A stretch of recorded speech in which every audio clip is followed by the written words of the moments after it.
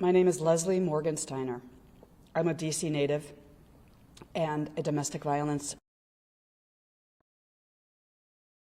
And I'm here today to talk to you about the ways that guns have impacted my life. I was 22, graduated from Harvard College. I'd moved to New York City for what I thought was the best job on the planet, which was 17 magazine. And I had my first post-college job, my first little green American Express card in my own name. And I dated much in college. And so I decided to make up for lost time in New York. And my roommate was an actress and I met Connor on the New York City subway on a cold and stormy January night. This is what I remember about him. He looked like a farm boy, a beautiful blue cap, blonde hair, and he liked me. I talked to him for a couple of minutes because I knew, you really weren't supposed to meet men on the New York City subway. But he too had just graduated from an Ivy League school, and he worked at an investment bank along with all of the gods of my class at Harvard. The captain of the basketball team, the captain of the hockey team. So I somehow thought he was okay. He tracked me and asked me out.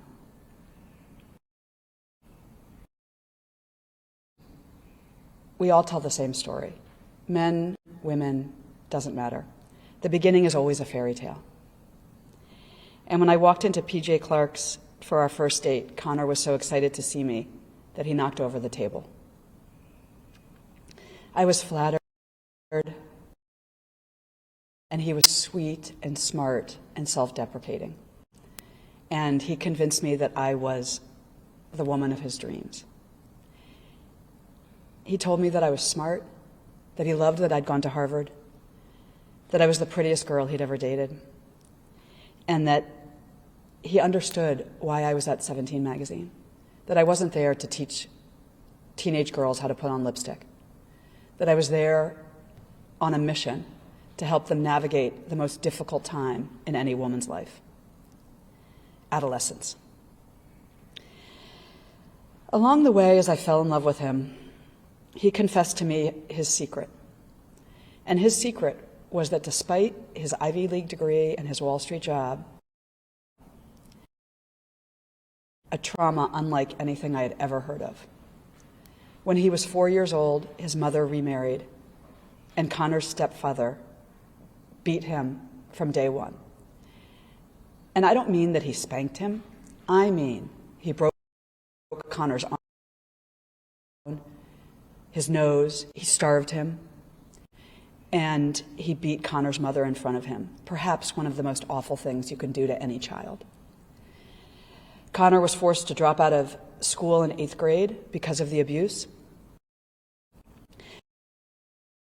into the U.S. educational system, and graduated the same year that I did with a bright, shiny Ivy League degree. Confession didn't scare me.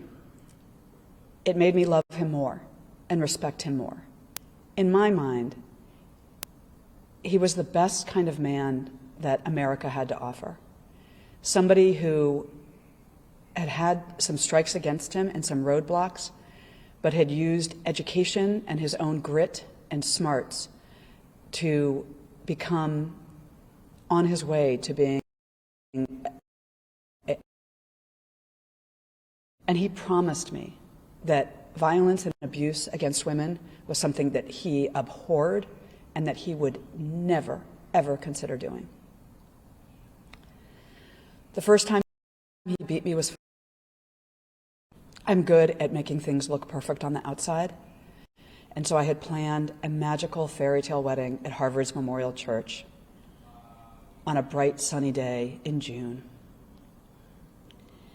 And he didn't hit me, He strangled me. So cold to hit my head up against the wall. Nothing having the man I loved try to kill me. But what happens is that you can't talk and you can't breathe instantly. And your body knows that you're on the verge. As soon as he was done, he shoved me to the floor and he left our house in our only car. And I knew what I needed. I knew I needed to go 2 houses down to the retired sheriff who lived near me. I knew I needed to call my parents and call off the wedding. But love and denial are powerful. And what my denial told me was that I was the girl of his dreams, that I loved him so much, that it was my calling as a strong, smart, independent, well-educated young woman, what loyalty and true love are really about. And my denial told me that he would never, ever do it again, because he wouldn't risk losing me. And people always said that men get cold feet before they get married, and that's all that this was. So 5 days later, I just healed, enough so that I put on my mother's wedding dress, and I stood up in Harvard's Memorial Church, and I married him. And he beat me twice more on our honeymoon.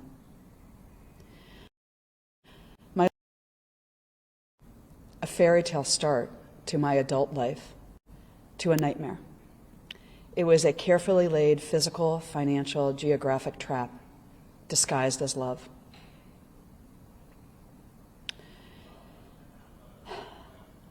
He beat me randomly, unpredictably.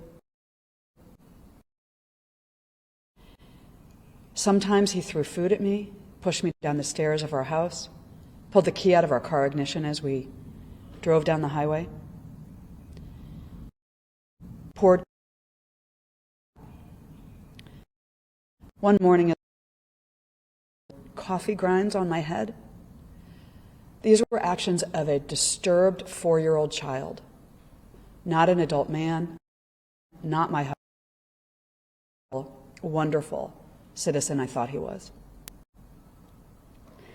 Things got much worse when Connor started buying guns. The only guns I had ever seen growing up in Washington, D.C., were on the holster of Officer Friendly at my elementary school. I knew nothing. I knew nothing about how to use them. And guns were legal in the state that we lived in. We had left New York City because Connor wanted to start our married life over on our own, to make it so much easier to isolate me from my friends and family. He came home one day with a gun, National Rifle Association, and he had forged my signature to make me look complicit. He told me a lie.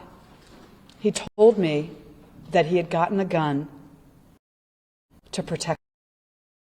I had grown up with so much privilege. I had been so naive in my life that I really needed to learn how to use a gun. I lived in a tiny town in rural New England. There was absolutely no. The danger was inside with that first gun purchase, which, as I said, was entirely legal.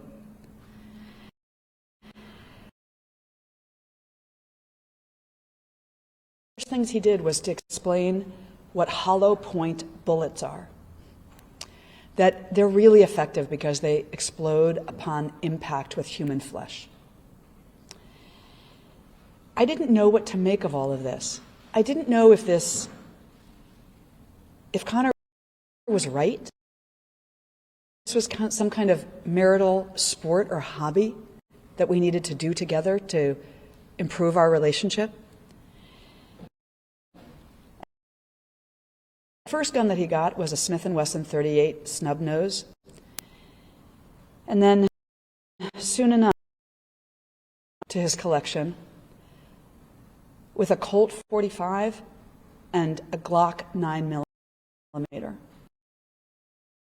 Guns loaded at all times.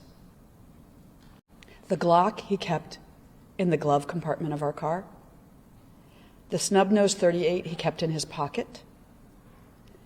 And the Colt 45 he slept with under his pillow to protect me. But of course the guns were not to protect me, they were to terrify me. And they did. After the first gun purchase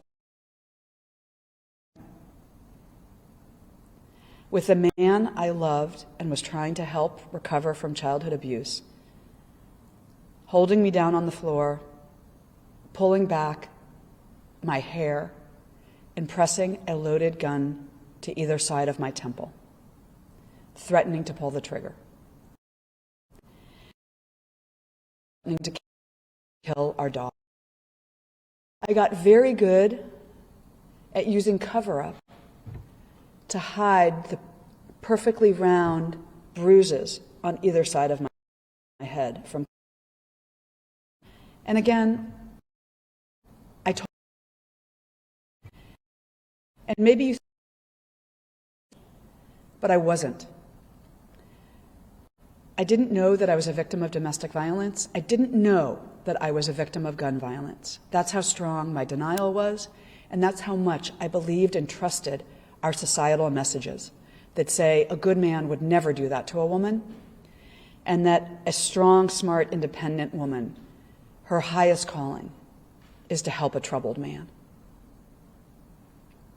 And I knew that if I told the sheriff down the street, if I called the police, if I told my mother or father,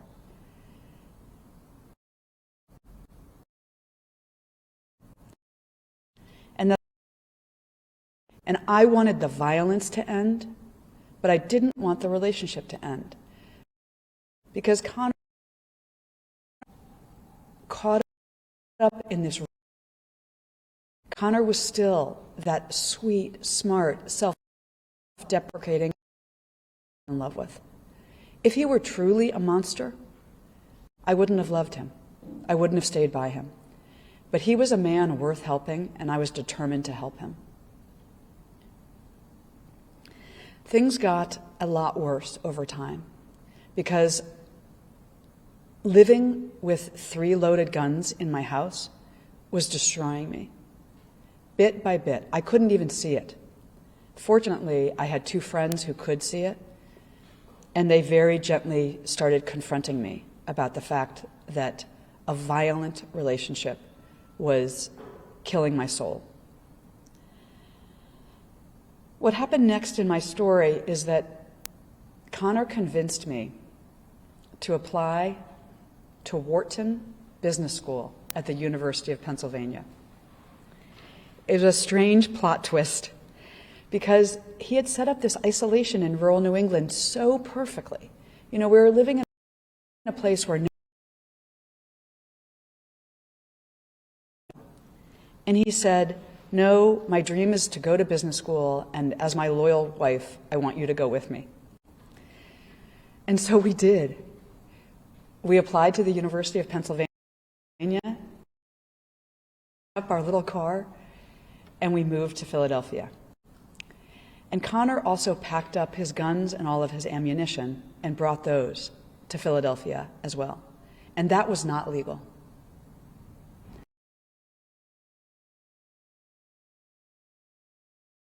So I started to get my MBA at Wharton.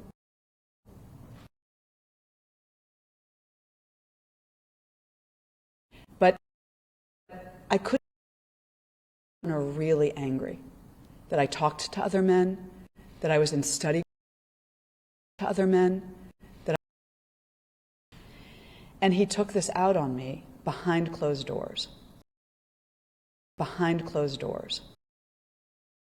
That the threats that I faced from gun violence were outside my house.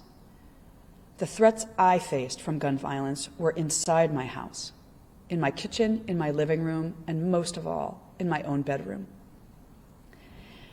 The thing that was very fortunate for me was that going to the University of Pennsylvania and coming to a city like Philadelphia ended up being who could hear the beatings. I had police that were willing to help me. I had class in a healthcare system. I had a community that thought that violence against women was wrong, that gun violence was wrong, and that they were going to help me. The final beating occurred on the eve of our graduation from Wharton Business School. And it was as if Connor's rage reached a new level. Bedroom with the 3 guns and beat me for hours. In addition to having the 3 guns, Connor had a black sash in Kung Fu and a black belt in karate. And I don't remember much of what happened. I remember him breaking my favorite wedding picture over my head. I remember him ripping off my clothes. I remember him kicking me in the ribs repeatedly, and I remember him strangling me into unconscious over and over again.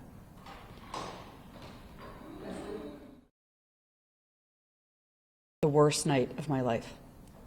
The police were wise, and I knew they had my best interest at heart, but I didn't know quite how wise they were. But I did what they said. I filed a restraining order, and the next day I took all of Connor's guns and ammunition to the local police station. And I might have saved my own life by doing so, because the most dangerous time in any abuse victim's life is after he or she ends the relationship. 70% of domestic violence homicides happen after we've ended the relationship. And still people ask us, why didn't you just leave? But Connor couldn't get those guns, and so he couldn't terrorize me anymore, and I made it out. The divorce process was excruciating. To finally abandon a man who I had loved so much, I felt like I was letting down myself and him. But I remembered what the police had said, and I knew that I had to protect myself. One of the most painful parts of the divorce was that Connor's attorney insisted that I go back to the police station, collect the 3 guns and the ammunition, and return them to Connor. All of the legal authorities agreed that I had to do this, and so I did. Even though I knew that it was not legal and there was no common sense involved, and that perhaps Connor would use those guns to hurt me or to hurt another woman. But I had to do it. And for all I know, Connor still has those guns. I'm here today because I want to convince people that there is a solution to gun violence, a rational, reasonable solution, so that people like me and all the other innocent victims of gun violence can live a safer life in this wonderful country. When I was 16 years old, I had to pass a test in order to drive a car. And every car that I've owned since that time, I had to register it and get it inspected, no matter where I lived. It's a very simple thing to track a car, and it would be a very simple thing to do the exact same thing with guns, to require us to register a gun when we purchase it and to pass some kind of inspection every year. And if Connor had had to do that, he would not have been able to take the guns across state lines into a city where they were not legal. And it would have communicated to him and to me and to everybody else that owning guns were much more serious than he tried to convince us all. It would have been obvious that our country took gun violence seriously and that he should not have been allowed to have guns to terrorize me and to terrorize the other women in his life.